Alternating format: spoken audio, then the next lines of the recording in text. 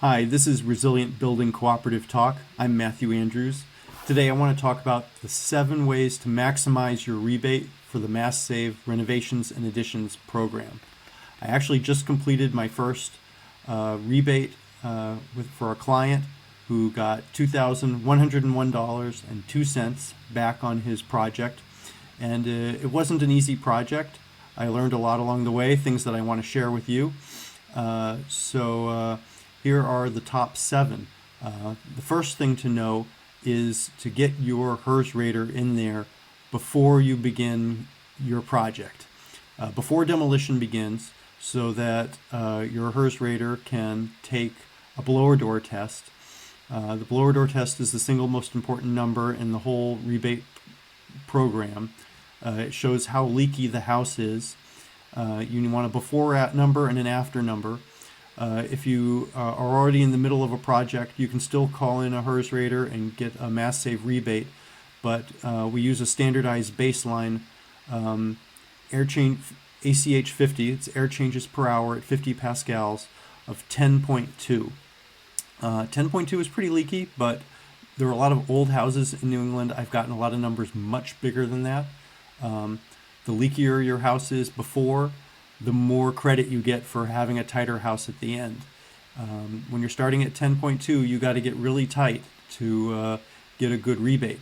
And if you're not doing a whole house gut renovation, if you're just doing like one side of the house with an addition, that's like the project that I was working on, it's all that much harder because you've got to get that performance improvement out of that portion of the house that you're actually working on. Also document any empty walls. If you open up a wall in a demolition and there's no insulation, you definitely want to take pictures to get credit for that. So number 1 is document before you begin with the blower door test and pictures along the way. Okay, number 2 is the attic hatch. So easy to forget about. Just about every house has an attic and some sort of way of getting up in there. And you might think that it's okay, you have insulation or foam board or something like that around there, but you run a blower door test and you depressurize the house by 50 pascals. Suddenly you realize that attic hatch isn't so tight as you thought and air is coming in all around it. So getting that hatch really well sealed, getting something you can get things that are pre-made now, manufactured to be attic hatches, not just slapped together by a carpenter or a handyman on the spot at your house on site. So attic hatch is definitely, you want to consider it. It's something that should be easy to fix. It should be something that can be done in half a day and will greatly improve your home's performance. And the flip side of that, of course, is the attic hatch is the hole at the top of your house. You got the hole at the bottom of your house, which is your basement. And basements are notoriously leaky. It's not considered living space, so not a lot of care is taken to make it airtight. There are always gaps between the foundation and the sill plates where the framing of your house begins. And basement doors are typically indoor doors. They look like a bedroom or a bathroom door. They don't look like the door to the outside. But really, you should be treating your basement like a door to the outside, because any air leaks in the basement are going to turn into air getting sucked in under your basement door when that blower door is running. Like I said, the blower door, you don't necessarily notice it on an average day, but when you depressurize the house with a blower door, all those leaks really come out and are exposed. And it does make a difference when even seems like it's a minor leak, it runs all the time, 24/7.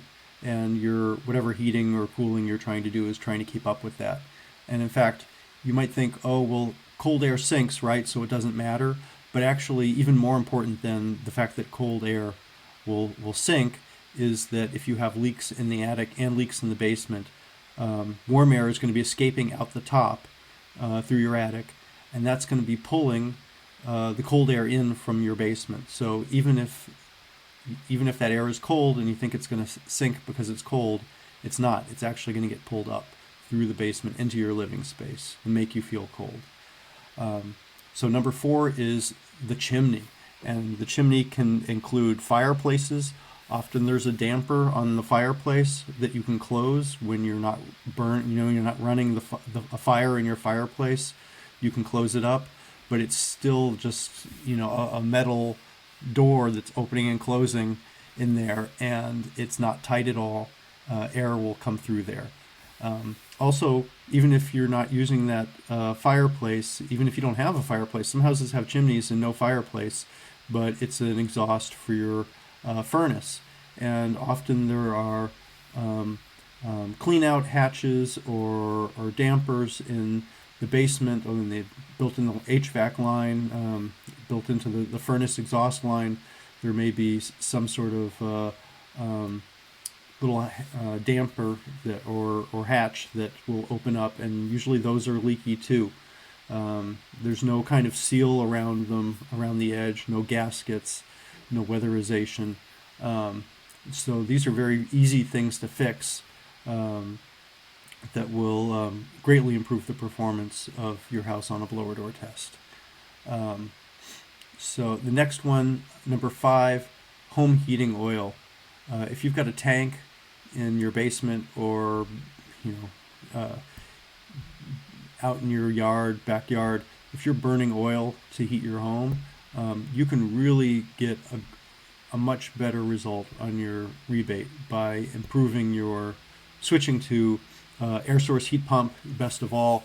Even natural gas, high efficiency furnace, you'll get much better energy performance out of it, and you'll get a much better rebate. It's just hard to show big improvement when you're using something that's really fuel inefficient to be heating your home.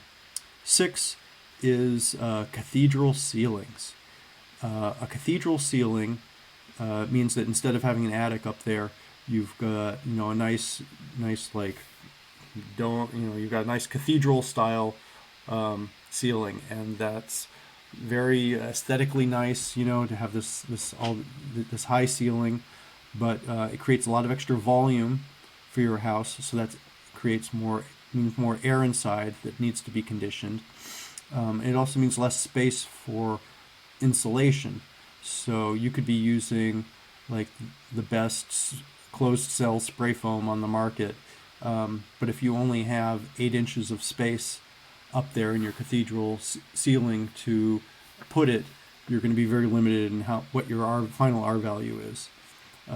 It's actually much easier when you have a big attic and you can just put 14 inches worth of cellulose up there. It's cheap, and you get a lot of R value out of it, and there's less volume in the house in terms of air in the house that needs to be conditioned. And the last one on my list will be the skylight. Skylights, again, are aesthetically they're very nice.